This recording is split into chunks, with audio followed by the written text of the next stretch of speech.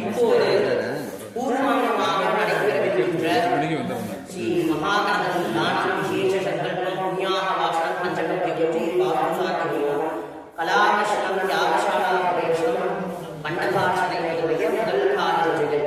அதாவது கும்பாபிஷேகத்திற்குரிய சிறப்புகள் என்ன? ஒரு தெய்வம் எல்லா இடத்துலையுமே இருக்குது.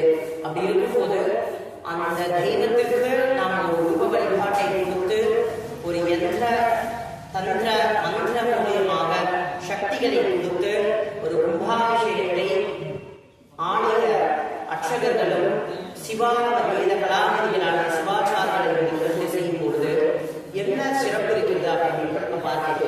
ஏன்னா எல்லாருமே கும்பாபிஷேகம் சிவசாதாரண விஷயம் அப்படின்னு. ஆனால் மிக மிக சிறப்பு வாய்ந்த மிக புண்ணிய பலன்கள் இருந்தால் மட்டுமே ஒரு கும்பாபிஷேகத்தை நடத்த முடியும், அதை கண்களால் காண முடியும்.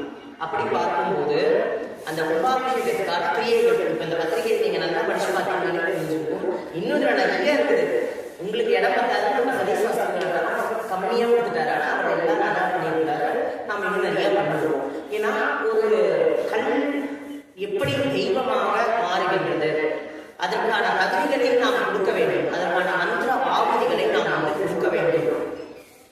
வேத மந்திரங்களிலே சொல்லப்பட்டது ஆத்ம தத்துவம், வித்யா தத்துவம், சிவ தத்துவம், மூன்று தத்துவங்களையும் ஆசனம் செய்து சாந்திகளை, நிவர்த்திகளை, வித்யாதீத கலை, நிவர்த்திகளை என்று விதமான 5 கலைகளை செய்து 32 விதமான கலாபியாசங்களை செய்து அந்த யாகசாலையில் அக்னி பகவானும் மற்ற இதர தெய்வங்களும் அங்கே நடுவில் வீற்றிருந்து நாம் கொடுக்கக்கூடிய ஒவ்வொரு விதமான அபிஷிகள், அந்த பொட்டுக்கடலையாக இருக்கட்டும், அவள் நாட்டு சக்கரை, சமைத்துக்கு எல்லாமே ஒவ்வொரு விதமான ஒரு மூலிகைகள்.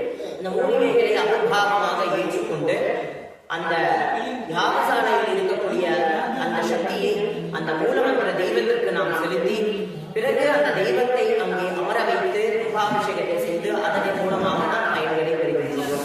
ஆலய நிர்வாகிகள் எல்லாம் வந்திருக்கிறீங்க, அதே மாதிரி ஊர் மக்களுக்கு எல்லாம் வருவீங்க.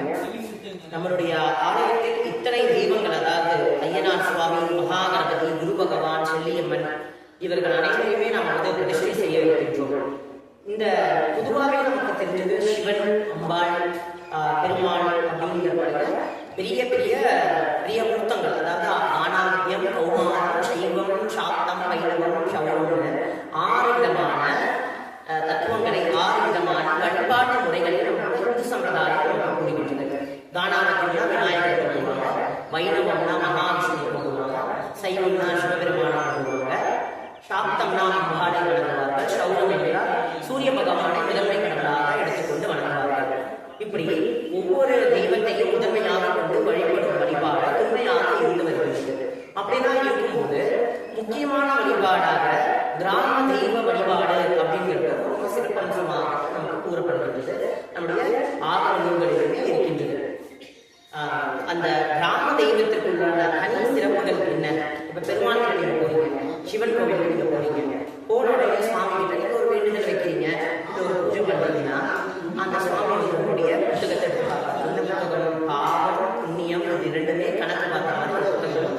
அதை எடுத்துக்கிட்டு இவர் என்ன பாவம் பண்ணியிருக்கிறார், என்ன புண்ணியம் பண்ணியிருக்கிறார் அப்படின்னு சொல்லிட்டு திருப்பி பார்க்கிறார்கள். அப்படி அந்த தெய்வத்திற்கு உண்டான ஒரு சிறப்பம்சம் அப்படி. ஆனா நம்முடைய கிராம தெய்வம் செல்லியம்மனாக, கொல்லியம்மன், மாரியம்மன், கங்கையம்மன், வேம்புலியம்மன், தீப்பாஞ்சியம்மன், திரௌபதியம்மன், பெரிய அம்மனுடைய பல ரூபங்கள் வந்து இது அம்மாவுடைய கிராம தெய்வ ரூபங்கள். சிவபெருமான் எடுத்துக்கிட்டீங்கன்னா அவருடைய கிராம தெய்வ ரூபமாக ஐயனா, சுந்தரமான சுவாமி, கருப்பண்ண சுவாமி, ஐயனாரப்பன், ஹரிஹரபுத்திர சுவாமின்னு சொல்லப்படுகிற பூர்ணா புஷ்கலா சுவாமி, இவர் சிவபெருமானுடைய சிவரூபமாக இருக்கக்கூடிய கிராம தெய்வ அம்சங்கள்.